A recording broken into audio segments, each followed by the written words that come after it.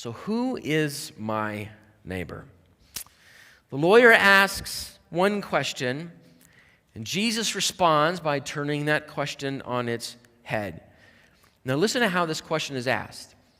In fact, the text even says, in order to justify his own current behavior, that's what that means. In order to justify the way he already lives, the lawyer asks the question, well, who is my neighbor? You see, asking that question in this moment means something like this.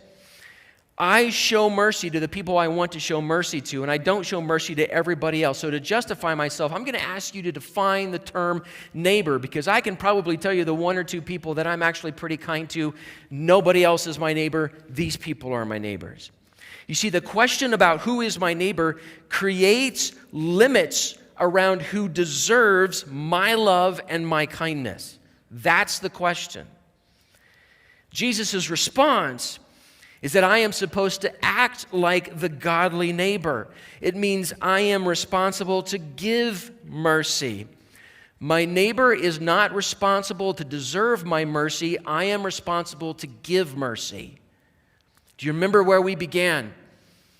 I don't deserve the kindness and the mercy that God has shown me, but he has pursued me and he has showed me mercy.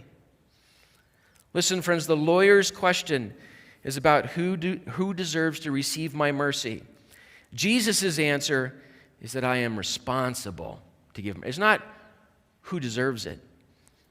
It's how am I responsible to give it.